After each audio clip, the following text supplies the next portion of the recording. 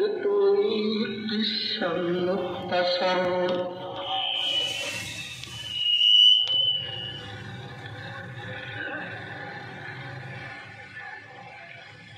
قائد محترم جگر گوشائے غزالی زمان حضرت علامہ سید حامد سعید شاہ صاحب کاظمی دامت برکاتہم العالیہ انتہائی قابل سر احترام علماء کرام، میرے بزرگ و دوستو، میں اور آپ آج یہاں پاکستان سنی اتحاد اور تحریک تحفظ ناموس مصطفیٰ صلی اللہ علیہ وسلم کے زیر اہتمام اپنے لجپال آقا صلی اللہ علیہ وسلم کے نظام رحمت و برکت کو سننے سنانے کے لیے حاضر ہوئے ہیں۔ اللہ تعالیٰ یہاں پر میرا اور آپ کا آنا قبول فرمائے۔ پاکستان سنی اتحاد کے جن پرعزم کارکنوں نے دن رات محنت کر کے اس کانفرنس کے لیے کام کیا ہے، کامیاب بنایا ہے، اللہ تعالیٰ ان کو اور جس نے کسی طرح بھی کوئی ان سے تعاون فرمایا ہے، اللہ تعالیٰ ان کی میری سب حاضرین سامعین کی ساری دینی دنیاوی مشکلات آسان فرمائے۔ اللہ تعالیٰ ہم سب کو حسنین کریمین کے نانا جان کی شفاعت نصیب فرمائے۔ مجھ سے پہلے آپ نے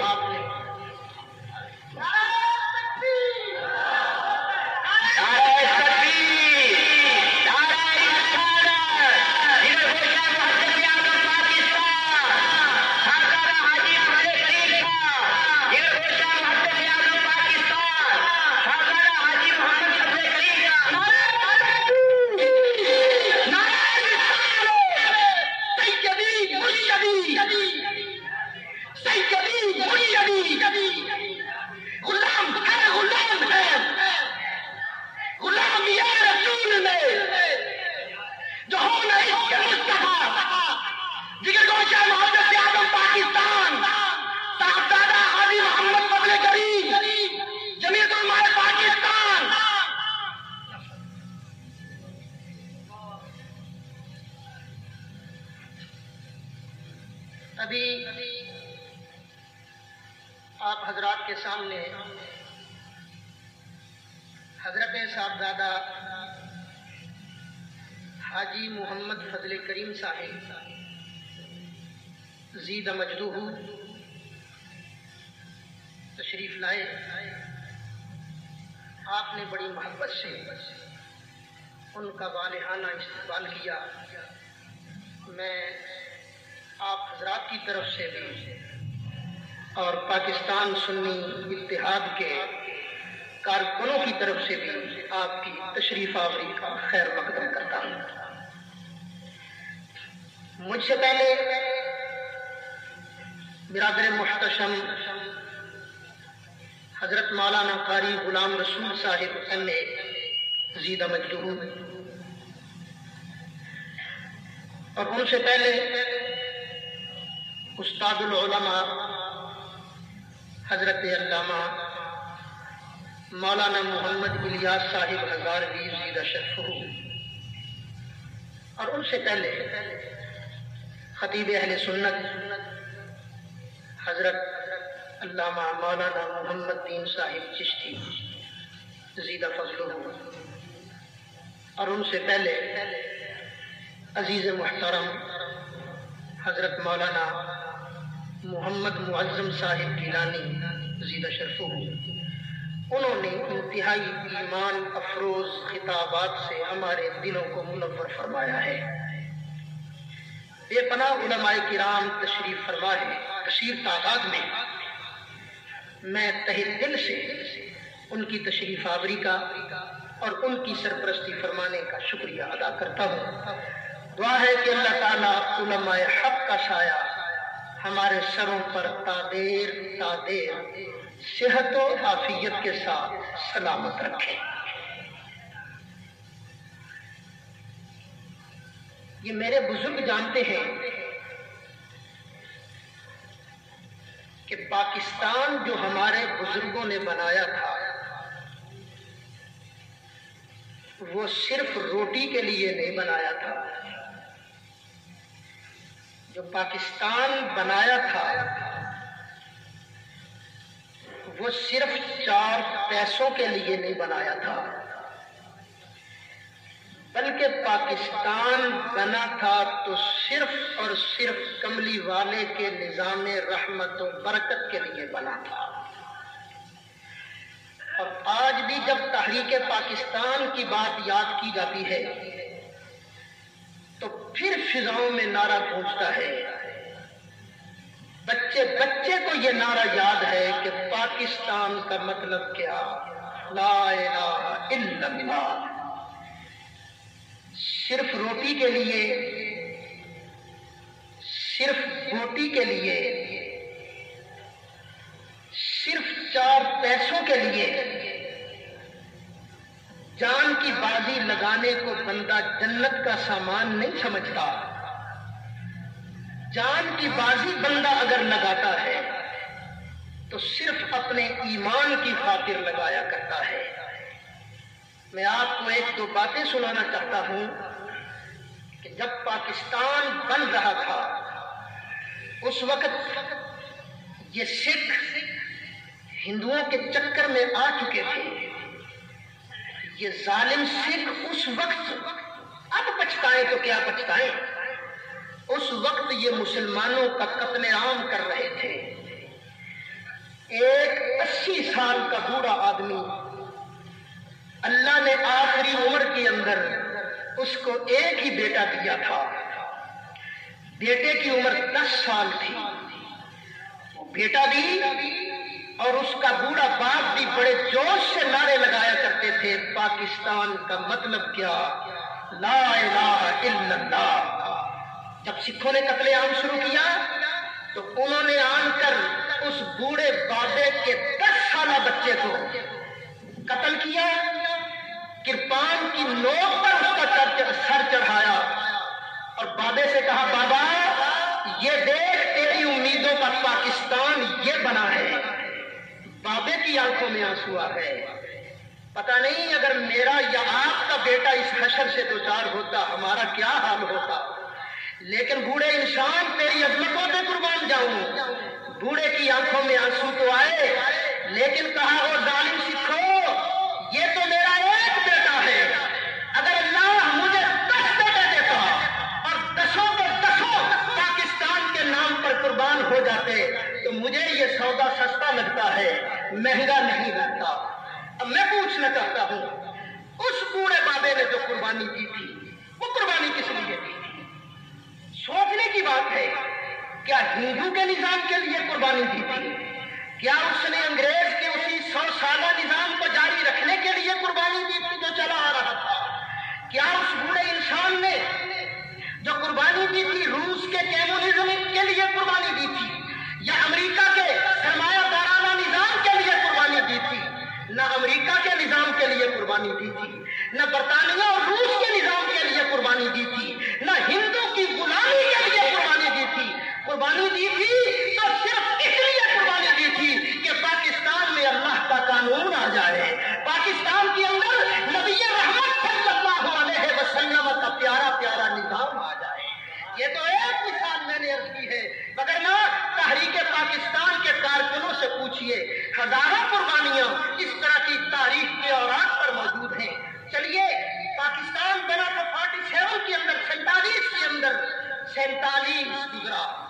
57 आया, 67 आया, 77 आया, 30 साल गुजर गए। उलमा को यह मुतालबा करते हुए कि पाकिस्तान के अंदर अल्लाह का कानून नाफिज करो, निजाम मुस्तफा नाफिज होगा तो अहालिया पाकिस्तान के दुख दूर होंगे। अगर इस मुल्क के अंदर निजाम मुस्तफा नाफिज होगा तभी जुल्म खत्म होगा, तभी सितम के दरवाजे बंद होंगे।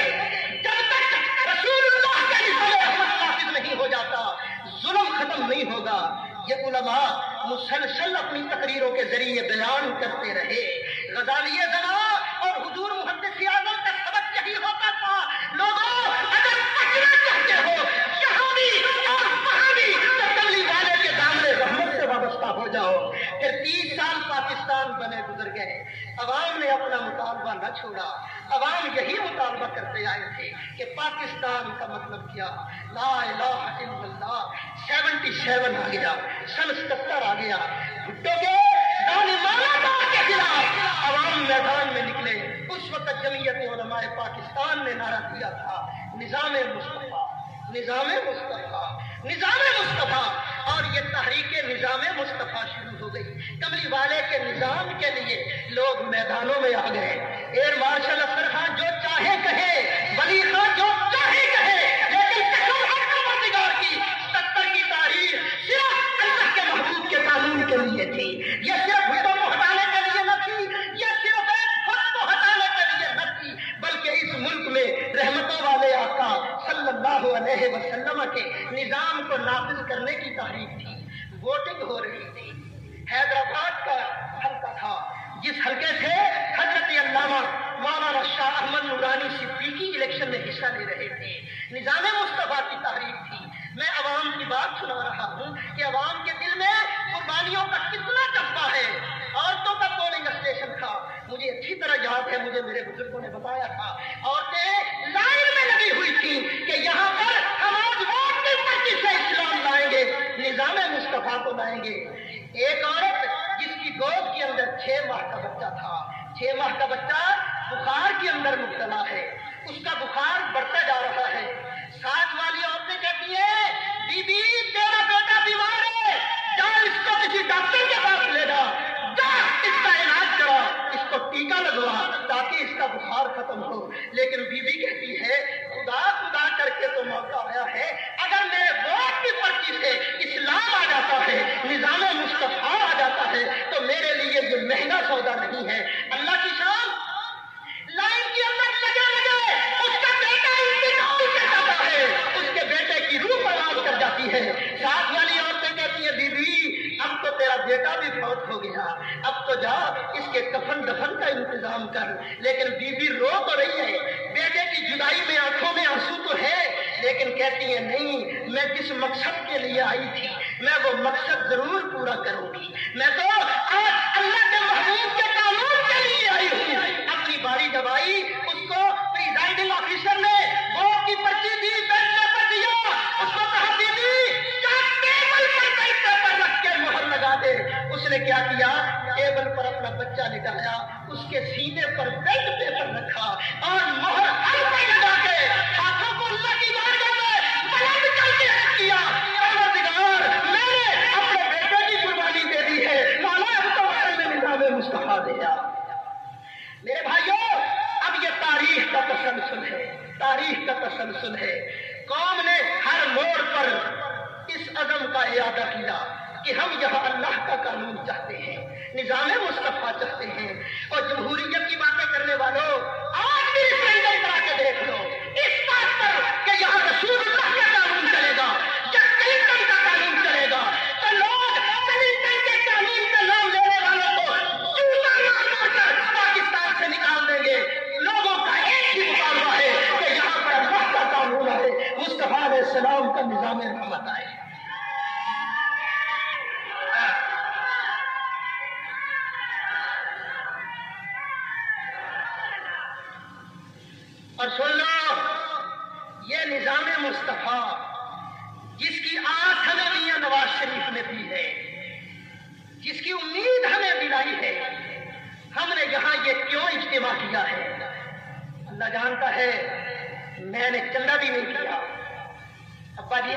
اپنے چند دوستوں کو فرمایا کہ بھئی وہ کانفرنس کر رہا ہے، میں نے نہیں کسی کو کہا. انہوں نے شفقت فرمائی، کچھ حصہ بھیجا. ہم نے چندے کے لیے کانفرنس نہیں کی. کس آس پر محنت کی ہے؟ پاکستان سنی اتحاد کے کارکن کس امید پر رات دن بھاگے ہیں؟ کبھی اشتہار لگا رہے ہیں، کبھی چاکنگ ہو رہی ہے، کبھی بینر لگائے جا رہے ہیں، کبھی گاؤں گاؤں جا کر علماء کے پاؤں پکڑے جا رہے ہیں. اس لیے، صرف اور صرف اس لیے کہ یہی وہ نظام رحمت ہے جو لوگوں کے دکھوں کا مداوا ہے. یہی وہ نظام برکت ہے جس نظام کی وجہ سے لوگ سکھ کا سانس لیں گے. آئیے میں عرض کروں، ہم کیا چاہتے ہیں؟ ہم وہ نظام چاہتے ہیں. اللہ کے محبوب علیہ السلام تشریف فرما کے ہاتھ میں چھڑی ہے یا تیر ہے، علی اختلاف روایات. بدر کی لڑائی ہو رہی ہے. بدر کی لڑائی میں اللہ کے محبوب علیہ السلام نے صفیں سیدھی کرنی شروع کر دی. بھائی لائن سیدھی کرو. صحابہ کو کہا جا رہا لائن سیدھی کرو. ایک صحابی جو لائن سے آگے بڑھا ہوا تھا، لائن میں نہیں تھا، صحابی کا نام تھا سواد. نبی کریم علیہ السلام نے یوں کر کے اس کے پیٹ پر چھڑی ماری اور فرمایا کس طرح یا سواد، سواد اپنی لائن میں ہو جا. حضرت سواد تو لائن کے اندر ہو گئے. صحابی رسول سامنے کافر کھڑے ہیں، 3 گروہ کافر کھڑے ہیں. نبی کریم علیہ السلام اب جنگی ہدایات دینے کے لیے جب سامنے جلوہ فرما ہوئے تو وہی صحابی آگے آ گئے. آگے آن کے ہاتھ جوڑ دیے اور کہا اللہ کے حبیب صلی اللہ علیہ وسلم مجھے تو آپ بدلہ عطا فرمائیے. مجھ پر آج ظلم ہوا ہے، مجھ پر آج زیادتی کی گئی ہے. سرکار نے فرمایا یہ تو بتاؤ تجھ پر ظلم کس نے کیا ہے، تجھ پر زیادتی کس نے کی ہے؟ صحابی نے آنکھوں کو نیچے رکھا، ہاتھ جوڑ کے کہا بس جس کا کلمہ پڑھتا ہوں اسی نے آج مجھ پر زیادتی کی ہے. صحابہ کی چیخیں نکل گئیں. بعض صحابہ کہنے لگے یہ منافق ہے، اس کی گردن اڑاتے ہیں. سرکار نے فرمایا نہیں، میرے نظام مصطفیٰ میں انصاف سب کو ملا کرتا ہے. عدل و انصاف کا پیمانہ عدل نہیں کرتا، عدل و انصاف سب کو میرا نظام مہیا کرتا ہے. فرمایا بول تجھ پر کیا زیادتی ہوئی؟ اس نے کہا آقا آپ لائن سیدھی فرما رہے تھے، مجھے آپ زبانی کہتے تھے لائن کے اندر ہو جا، تو میں زبانی بھی تو لائن کے اندر ہو سکتا تھا نا. آقا آپ نے میرے پیٹ پر چھڑی ماری ہے، مجھے بھی موقع عطا فرمائیے. اسلام کا قانون یہ ہے دانت کے بدلے دانت، تھپڑ کے بدلے تھپڑ. آقا میں بھی آپ کے پیٹ پر چھڑی کی ضرب لگانا چاہتا ہوں. اللہ کے محبوب علیہ السلام نے چھڑی پکڑا دی. فرمایا لے تو اپنا بدلہ لے لے تاکہ کوئی یہ نہ کہہ سکے کہ رسول اللہ کے نظام رحمت کے اندر انصاف نہیں ملتا. غریب کے لیے الگ پیمانہ ہوتا ہے، امیر کے لیے الگ پیمانہ ہوتا ہے، فرمانہ کے لیے الگ پیمانہ ہوتا ہے، اور غریب کے لیے چپراسی کے لیے انصاف کا پیمانہ الگ ہوتا ہے. کوئی یہ نہ کہہ سکے لے چھڑی لگا ضرب میرے پیٹ پر. صحابہ کہتے ہیں ہمیں قتل کر دے لیکن رسول اللہ کو کچھ نہ کہنا. وہ کہتے ہیں نہیں میں تو بدلہ لوں گا، میں بدلہ لوں گا، بدلہ اسی سے لوں گا جس نے میرے چھڑی ماری ہے. سرکار نے چھڑی پکڑا دی. اس نے چھڑی پکڑی، چھڑی پکڑ کے عرض کرنے لگا آقا ابھی بدلہ تو پورا نہیں ہوا، اس لیے کہ جب آپ نے میرے پیٹ پر ضرب لگائی تھی میرے پیٹ پر کرتا نہیں تھا، آپ کے پیٹ پر کرتا موجود ہے. آقا اپنے پیٹ سے کرتا اٹھائیے تاکہ میں بھی برابر کی چوٹ لگا سکوں. اللہ کے محبوب علیہ السلام نے اپنے شکوے پر کرتا اٹھایا. جب کرتا اٹھایا صحابی نے چھڑی رکھی اور آگے بڑھ کے مصطفیٰ کے پاس جسم سے جسم ملنا شروع کر دیا. کہا آقا میں کبھی رسول ہوں جو آپ سے بدلہ لے سکوں. لج پانا میرا آخری وقت ہے اور میں یہ چاہتا تھا کہ ہم آپ سے یہ آس رکھ کر آپ جہاں جمع ہوئے ہیں خدا کے لیے ہمیں یہی نظام دے دو جہاں امیر اور غریب کے لیے انصاف کا پیمانہ الگ نہ ہو، جہاں ایک ہی پیمانہ غریب کے لیے ہو، امیر کے لیے ہو، گورنر کے لیے ہو، چپراسی کے لیے ہو، وزیر کے لیے ہو، مشیر کے لیے ہو، ارے چھابڑی والے کے لیے ہو، جھاڑو پھیرنے والے کے لیے ہو. وہی پیمانہ صدر کے لیے ہو، وہی پیمانہ عام آدمی کے لیے ہو، وہی پیمانہ مولوی کے لیے ہو، وہی پیمانہ مقتدی کے لیے ہو. میاں صاحب اگر تم ہم پر مہربانی کرتے ہو، میاں صاحب اگر تم ہم پر یہ احسان کرتے ہو کہ ہمیں یہ نظام دیتے ہو تو اللہ جمع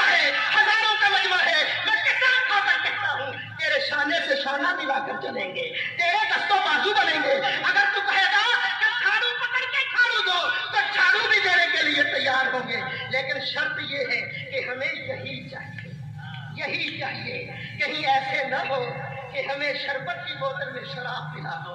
اگر ایسے ہوا تو پھر دیکھنا یہ حسین کا شہزادہ بیٹھا ہے، حسین کے نام لینے والے بیٹھے ہیں، اگر یہ لوگ نبی کے نام پر آ سکتے ہیں تو نبی کے نام پر حسین کی سنت بھی ادا کرنے کے لیے تیار ہو۔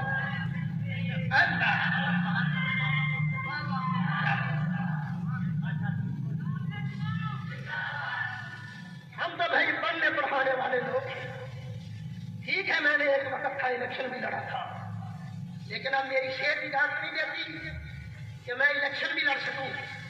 ہو سکتا ہے کسی کے ذہن میں یہ آئے کہ سعید اسد نے شاید الیکشن کمپین شروع کی ہے، اب میں الیکشن لڑوں گا نہیں، بزرگوں کی خدمت کریں گے، کسی بزرگ کو لڑوائیں گے، خود نہیں لڑنے کی ہمت صحت اجازت نہیں دیتی، لیکن میدان میں کیوں آئے گے؟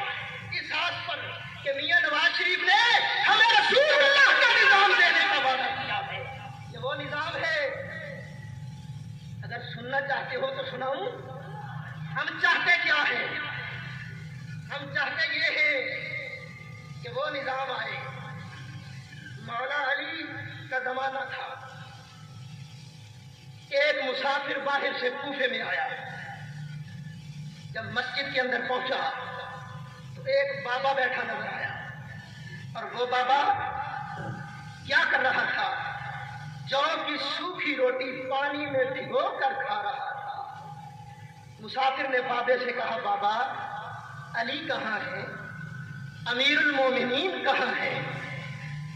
تو بابے نے دیکھا، دیکھ کر فرمایا تم مسافر لگتے ہو۔ جی بابا جی مسافر لگتا ہوں۔ فرمایا اچھا ایسے کرو، علی نے آنے والے مسافروں کے لیے لنگر کھول رکھا ہے، پہلے روٹی کھا لو، کھانا کھا لو۔ مسافر کو بھوک بڑی لگی ہوئی تھی۔ مسافر نے کہا بہت اچھا، لنگر کھانا کدھر ہے؟ بابے نے نشاندہی کی، لنگر کھانا ادھر ہے۔ مسافر گیا، لنگر کھانے میں جا کے اس نے لنگر کھایا، لنگر انچارج نے بہترین اسے کھانا کھلایا۔ جب وہ مسافر کھانا کھا چکا نا تو اب اس مسافر نے تھوڑا سا کھانا الگ باندھنا شروع کر دیا۔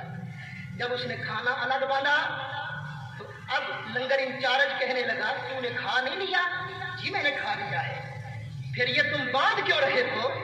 اس نے کہا بات یہ ہے جب میں کوفے میں آیا تھا نا تو مجھے ایک بابا بیٹھا نظر آیا، جو کی سوکھی روٹی پانی میں بھگو کر کھا رہا تھا، تو مجھے اس پر بڑا ترس آ رہا ہے۔ میں یہ چاہتا ہوں کہ اس بابے کے لیے یہ نرم اور بہترین کھانا لے کر جاؤں۔ لنگر انچارج نے کہا اوے آنے والے مسافرا، تجھے کیا پتا ہے یہ لنگر کھانا اسی بابے نے کھول رکھا ہے جس کا نام علی مرتضیٰ ہے۔